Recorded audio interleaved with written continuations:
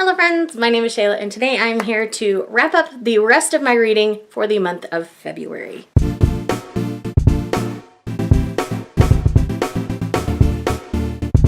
So, if you are not aware, I did a wrap up in the first half of the month of February that did include the 24-hour Manga Love Readathon as well as Contemporary-a-thon. I will leave that linked for you so you can definitely go and check that out to see a good chunk of what I read in the month of February in that first half. Now, I had this low-key goal of reading 28 volumes of manga and 28 books in the month of February. Yes, I know I'm crazy. I did, on the other hand, complete this goal. I read more than 28 volumes of manga, which isn't very hard, for me at least. And I did read 28 novels, novellas, or light novels in the month of February. So, just so you guys all know, I am never doing this goal ever again. So anyways, what I'm going to do is I'm going to do the books in the front half and the manga in the second half. If you're looking for the manga, here's your timestamp. So I hope all of you will watch all of it because I read a lot of really good and fun things this month. So what I'm going to do first is start with my digital book reads and then we'll dig into the physical reads because there's only a handful of physical things. It was mostly digital for me. The first one I'm going to talk about is Day of the Dragon by Katie McAllister. This book technically comes out on Tuesday, March 5th, and this is continuing on in her Memoirs of a Dragon Hunter series, and this is a paranormal smutty romance book. I gave this 4 stars. I really like Katie McAllister's writing. I think she's very engaging, and it's very fun. As the powers that be go in this world, when they find their mate, their mate can handle their dragon fire, so things are very literally hot in these novels during the smexy scenes, so it's always really interesting and always really fun. Katie McAllister has a way of writing very quirky female leads, and I really enjoyed the female lead in this particular novel, so definitely go and check this one out. Next up is one I actually forgot to mention in my Contemporary-a-thon wrap-up, and that is The Deal by Elle Kennedy. This is the first book in the Off Campus series, which is a new adult romance series based around hockey players and the women in their lives. This one was interesting. It's a little more crassy than classy for me, but I'm still really okay with it. I really enjoyed this. The male lead is difficult to like at times, but by the end I was really quite okay with him, so definitely go and give this one a chance. I gave it 4 stars. So if you guys remember, I read this book called Bridal Pact in the first half of the month. This is alien smut. I proceeded to read the rest of the series that has currently been published. So I read Bridal Bonds, Death Row, Finch, and Hicks. All 4 of these I gave 4 stars. I really like these. They are not perfect writing. They are not perfect stories. Some of the tropes I really don't like, and I'm not gonna beat around the bush. It's not perfect. Bridal Bonds in particular was a little uncomfortable for me. This was more of a menage a trois kind of book, and that's not something I would ever personally do, so it was a little uncomfortable to read. But for the most part, I still really like what they're doing with it, so it's really quite fun. Alrighty, the next novella on this list is Lord Dashwood Missed Out by Tessa Dare. This is another one of the Spindle Cove novellas, so these are short snippets of people meeting. It's really just a lot of fun. I really enjoyed it. So, and it's Tessa Dare, and Tessa Dare is always fun to read. That's all of the digital books that I've read so far this month. Yes, that means there's digital manga this month. But before we get into that, I've got 5 more novels here that I want to talk to you about. So the first one is Springtime at Hope Cottage by Annie Raines. This is the second book in the Sweetwater Springs series.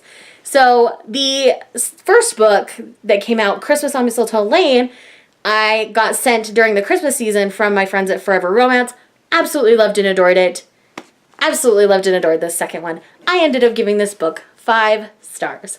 This is just a really sweet, small-town contemporary romance. There wasn't anything majorly problematic about anything going on in this novel. It was sweet. It was fun. The guy is a physical therapist, and the girl is this New York City girl who comes to stay at her friend was the female lead in the previous book. She came to her bed and breakfast that she now owns with her fiance and ends up staying there, ends up getting injured and spending a lot of time with this physical therapist. He is a widower. He is a gem of a man. I quite like him, but he's still kind of dense. It's very realistic. I really enjoyed this. Definitely go check this one out.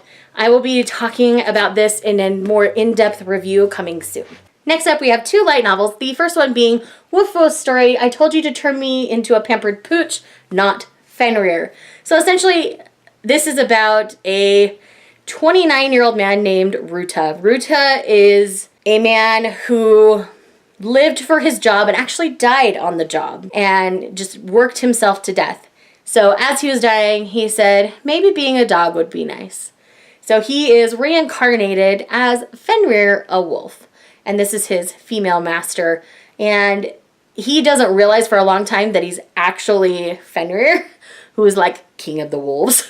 It's really interesting. It's sweet. It's fun. It's not anything earth-shattering by any means, but I really did enjoy it for what it was. I ended up giving this one 4 stars. The second light novel I read is The Ancient Magus Bride, The Golden Yarn. This is a collection of short stories based in the Ancient Magus Bride world. I have the star ratings for each story within written down. I forgot to put my average on here. I think I ended up giving this 4 overall, if I remember right. Yes, I gave it 4 stars overall. So, Frozen Flowers got 4 stars. The Vampire's Lover got 2 stars. They changed canon, I was mad. Pyrite Night got 4.5 stars. Rainbow Day Feast Day got 3.5 stars. Defender and Ash got 4.5 stars. The Man Who Hungered for Trees got 4 stars. The Sun and the Dead Alchemist got 4 stars. Jack the Flash and the Rainbow Egg Part 1 got 3.5 stars. I was a little annoyed that it didn't have both parts in the collection, but I'm pretty sure Part 2 will be in the Silver Yarn, which does come out in March, so I don't have to wait too long, thankfully. But all in all, I really enjoyed this. I think Pyrite Night is probably my favorite out of all of them, if I'm honest. I just really enjoyed the stories within this. So the only one written by the actual creator of Ancient Magus Bride, Koro Yamazaki, was Frozen Flowers. And I really did like that one. But the people that they collabed with, I thought did a really good job. The only one that didn't get a big stamp of approval on me was one where they changed canon things. So that was my only beef. Other than that, I was really happy with all of this. So yes, definitely check this out if you're a fan of the Ancient Magus Bride. 2 more books here. So we've got Dragon Soul by Katie McAllister. Again, another dragon paranormal romance by Katie McAllister. As you guys know, I like her writing. I like the way she writes leads. And I just like the way she writes dragon smut. That's all I have to say. And last but not least for the novels is a big one, and that is A Man Called Ove by Fredrik Backman. This was my first foray into Backman, and I totally understand why people like him. So I will definitely be checking out more Fredrik Backman in the future. The writing was very lyrical to me. It swept me into the story, and I ended up reading this way faster than I expected to. I'm sad I let it sit on my shelf for like 2 years. I'm a little mad at myself over that, but I will be checking out more Fredrik Backman in the future, and I am so glad that all of my friends read it before me and just said, Shayla, just read it. So anyways, this is about an older man and just kind of his adventures later in life. I really enjoyed it. Alright friends, we are officially jumping into the manga portion of this video. Again, I hope you will stick around, but if that is not your interest, it is time to leave.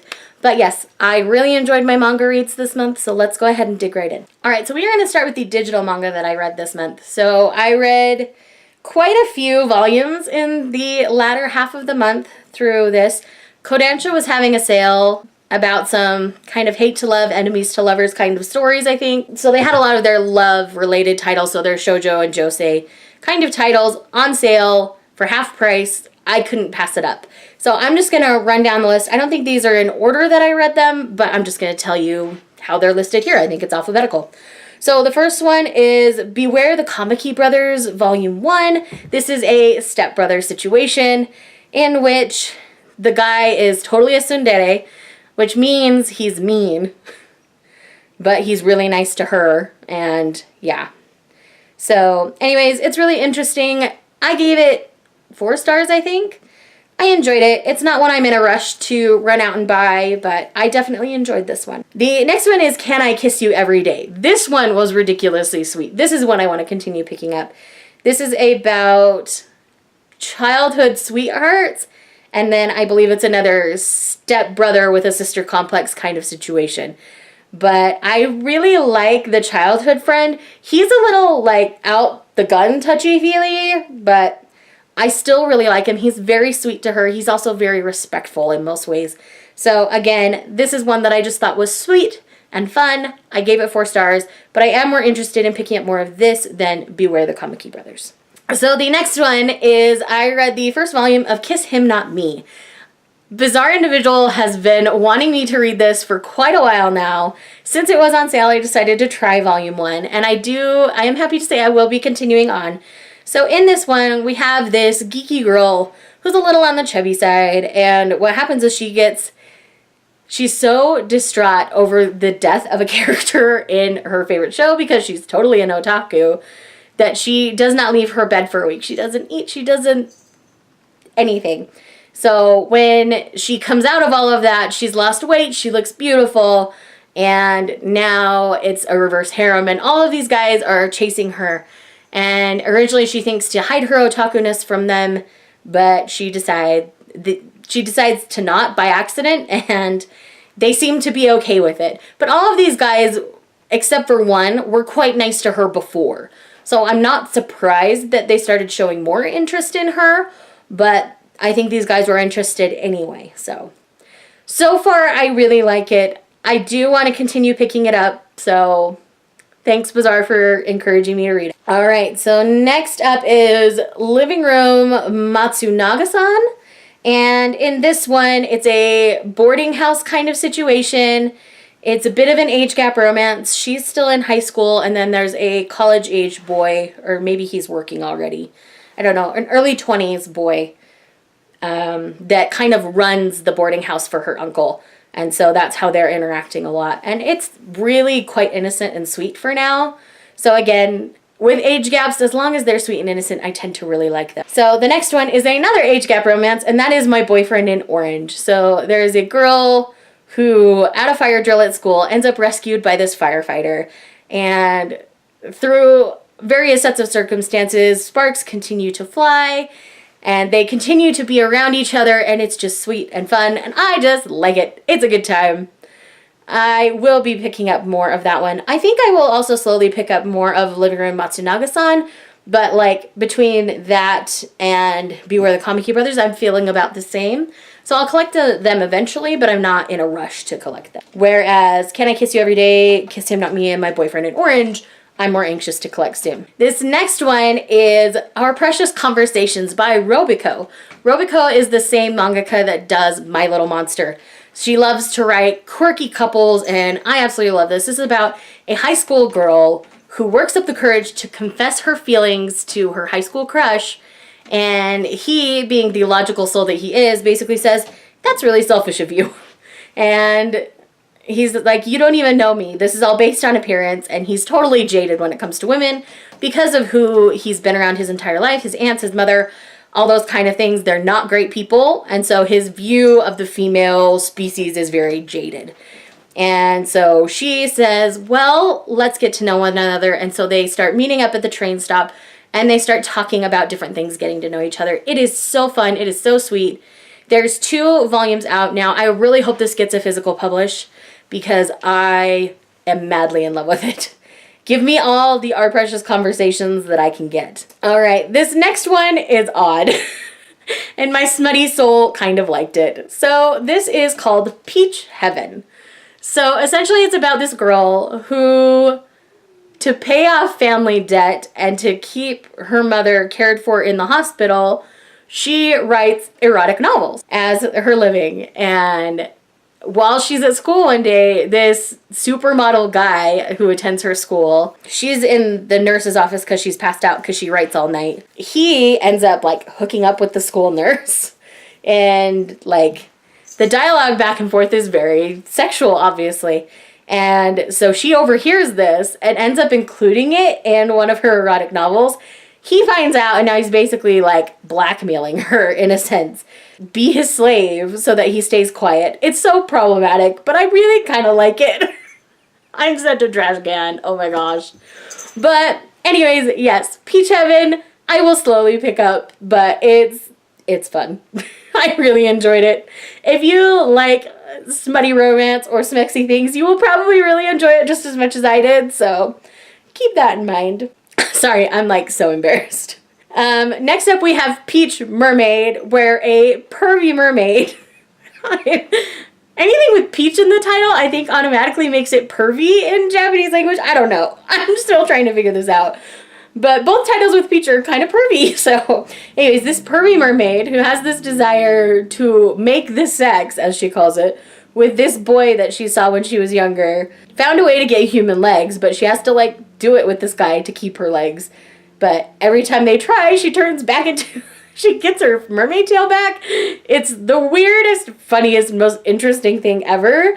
Again, I think this is a slow pickup. I'm not in a rush, but man, it was funny. I laughed so hard.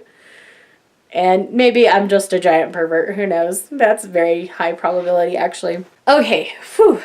The last one on this list is probably it is my favorite. This one and Our Precious Conversations are my favorites that I read in the digital. And that is Perfect World. This is about a disabled man who ends up meeting back up with this girl from high school who really liked him. But when she was ready to tell him how she felt, he had gotten a girlfriend. So anyways, I think this is a very good look at what it's like to be disabled. He pushes this girl away because he's like, you deserve better than me. You are, you're ableist. You deserve to be with someone ableist. I don't want to drag you through all the crap I have to go through. But she's also very persistent in saying, that's not for you to decide. That's for me to decide. He doesn't want to get attached. She's already attached to him and continues to fall deeper and deeper in love with him. I see this only ending one way, and it's going to break my heart. But I read the first volume. I picked up the next the next 6, because those were all on sale. Volume 8 was not on sale. But I will be picking that up soon because this is a series that I think is going to be really important, and I really want it to get a physical publish, so I definitely want to support it. Alright, so that is all of the digital manga that I read. Again, I know it's a lot. But let's dig into the physical manga that I read. So the first one we have here is The Demon Prince of Momochi House Volume 4. I still am enjoying this series. I didn't love Volume 3, but Volume 4 kind of redeemed it for me. So if you stopped after Volume 3, try Volume 4 to see if that sits better with you, because it definitely sat better with me. This is about a high school girl who inherits her family home/shrine on her 16th birthday, and she shows up and there's demon squatters in her house. And it's kind of about how they learn to cohabitate and all this kind of stuff. It's really interesting. It's fun. I still think I like Kami-sama Kiss better than this one at this point, but it's still early on, and I think I know most of the full story for Kami-sama Kiss. I might not know all of it, but enough to know that as of right now, I still like it better than Demon Prince of Momochi House. Next up, we have Hatsuharu Volume 5. Volume 5 redeemed Volume 4 for me. I was really mad at the end of Volume 4, but Volume 5 did great. I thoroughly enjoyed Volume 5 of Hatsuharu. This is about a high school boy who is kind of a playboy. He ended up hurting one of our female lead's friends, and she basically goes and beats him up over it. And after that, he's immediately intrigued and attracted, and he's been chasing her ever since. This is really sweet and really fun. Their friend dynamic is amazing. Like, it focuses a lot on the other friendships as well as the romantic relationship in this one, which I think is what makes it so appealing to me. So definitely check out Hatsuharu if that sounds interesting to you at all. Next up, My Baby, Volume 10 of The Ancient Magus Bride. I have a whole video where I talk about this, so I will leave that linked for you down in the comments. But yes, we're getting the next phase for Chise and Elias. I really enjoyed Volume 10, guys. It's an obvious, top rating. But yes, I really thoroughly enjoyed this. Just go check out the review, because I sit there and gush quite a bit about it. So you just go watch that. And yes, I'm sad I have to wait 6 months for Volume 11, but I don't care. I will take whatever mangaka wants to give me. Next up, we also have Overlord Volume 9.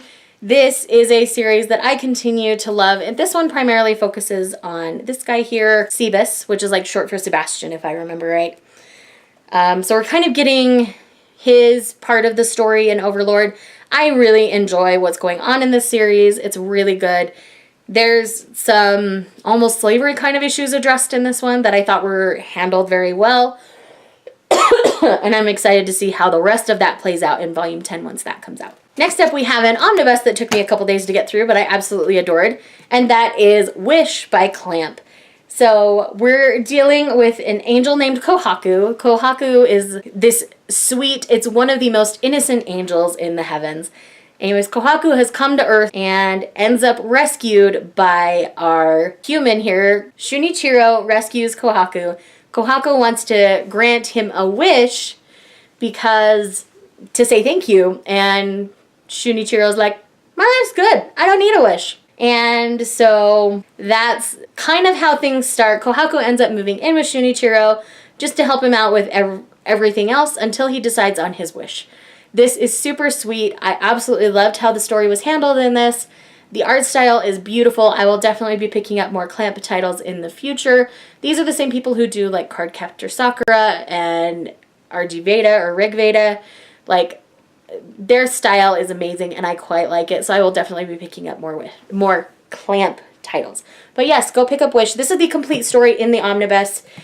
And the omnibus was a really nice quality for me. Like, I read the whole thing and I never ended up splitting anything. Everything was lined up really nice. High quality, thicker paper. Definitely check it out. And last but not least is Volume 5 of Tokyo Tarareba Girls. And holy crap, so much crap went down in this. I need Volume 6. They had it digitally on sale and I was so close to picking it up. But I'm like, no. I want to support the physical publish. I will wait. So, yes. Anyways, the things that go down in this, I wish I could talk about it. If you've read it, DM me on Twitter and we'll talk. But yes, holy crap. I continue to love this series. This is the same creator. Akiko Higashimura is the same creator as Princess Jellyfish, which was one of my favorite series that I read last year. And yes, definitely pick up Tokyo Tarareba Girls. This is about 30-somethings who are trying to figure out love. They're kind of idiots when it comes to love. There are definitely problems within the series. I'm not going to shy away from that. There's cheating. There's all sorts of things that are addressed in this. But I think they are addressed well. So tough it out a little bit. Like, I really like the discussion that she's having in this series. So again, definitely check it out. So friends, those are all of my reads for the second half of the month of February. Let me know in the comments down below what your favorite read of February was. And again, if you want to know everything else that I read in the month of February, check out the previous wrap-up. Thanks again for watching, guys, and I will see you in the next one. Bye.